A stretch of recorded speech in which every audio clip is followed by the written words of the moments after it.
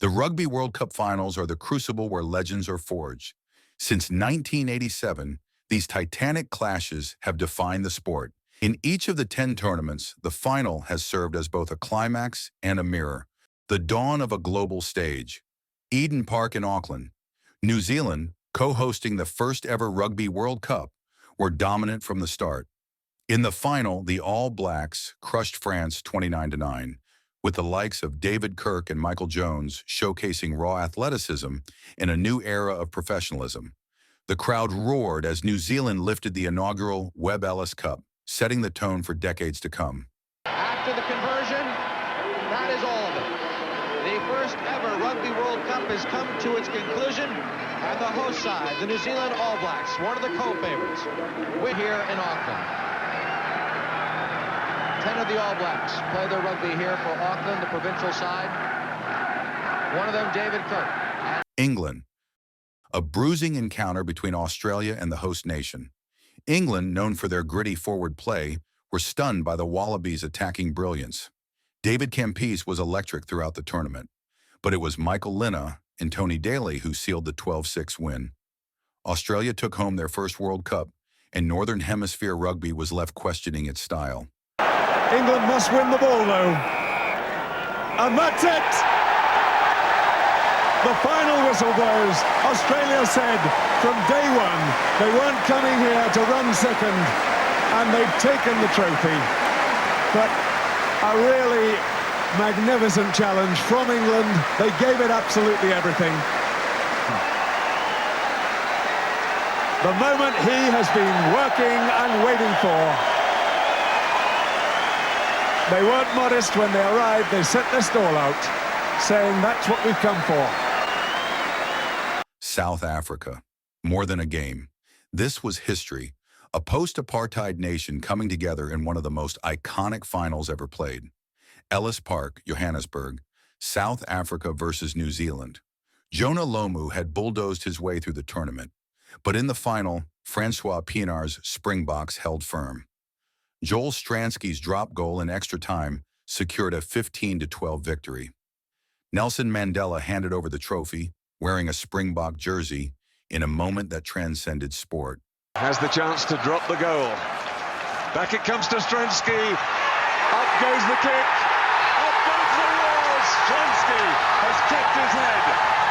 And with 2 minutes gone in the second period of extra time, South Africa's dream is alive once forward. But that's it.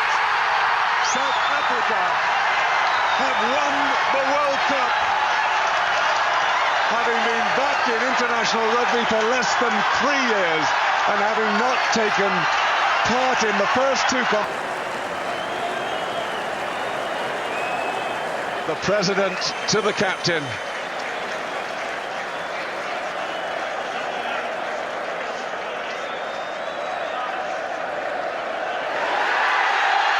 There it is.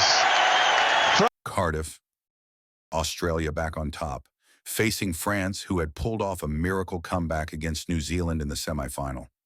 But lightning didn't strike twice. The Wallabies controlled the game from the start.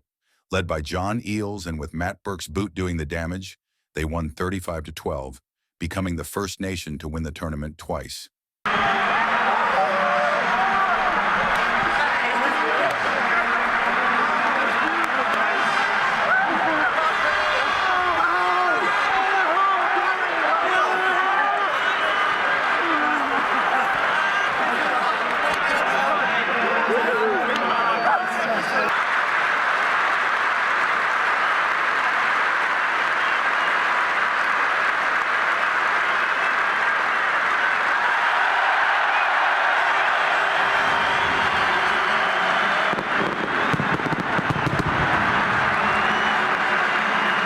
England's glory. 100,000 fans holding their breath. It was a battle of attrition. Martin Johnson's pack ground out possession, and with the score tied 17-17 in extra time, Wilkinson, on his weaker right foot, slotted a drop goal in the dying seconds.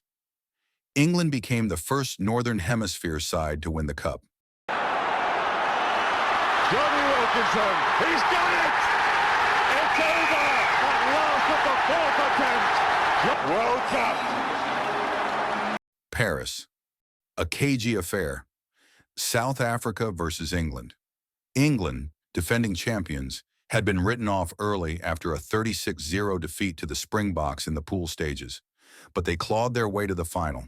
The match lacked fireworks, but South Africa's discipline and defense secured a 15-6 win. Percy Montgomery's boot was clinical. Brian Habana had thrilled fans all tournament.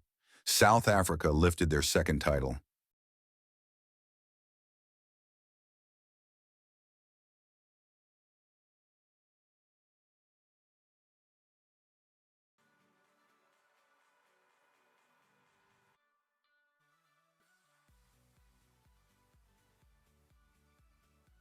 New Zealand, home turf, a nation expecting nothing less than victory.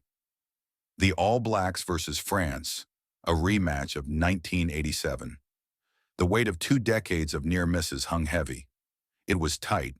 France pushed them to the brink. A narrow 8-7 win, sealed by Stephen Donnell's penalty, gave New Zealand redemption. Captain Richie McCaw stood tall. Relief poured through a rugby-mad nation. Here's his kick. And he's nailed it.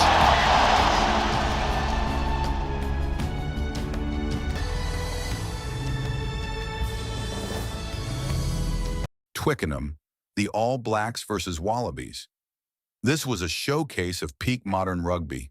Dan Carter's masterclass, Maononu's breathtaking try, and a second consecutive title for New Zealand. 34-17. The first team to win back-to-back titles and the first to win 3 in total. McCaw, Carter, Nonu, and Conrad Smith bowed out as icons.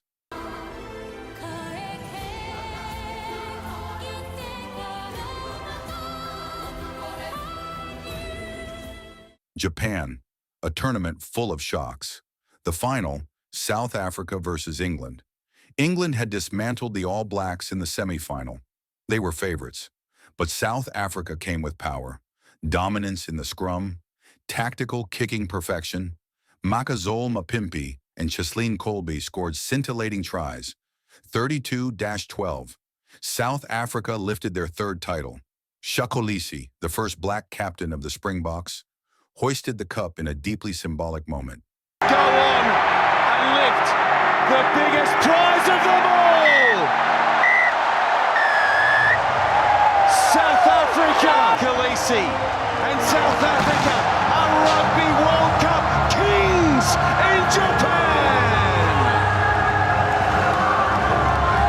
France, the most competitive tournament yet. The final, South Africa versus New Zealand. 2 titans. Rain fell in Paris. A war of nerves, of discipline. Red card for Sam Cane, yellow for Sia Khaleesi. Andre Pollard's boot kept South Africa ahead. New Zealand fought to the last, but one missed kick by Jordy Barrett in the 73rd minute sealed it. 12-11. South Africa became the first nation to win 4 titles. Champions of grit, each final a chapter, each chapter a turning point. From political reconciliation to sporting perfection, the Rugby World Cup finals tell the story not just of a sport, but of the world watching it change. Jordy Barrett to put the All Blacks in front. This match. But it's over! It's over!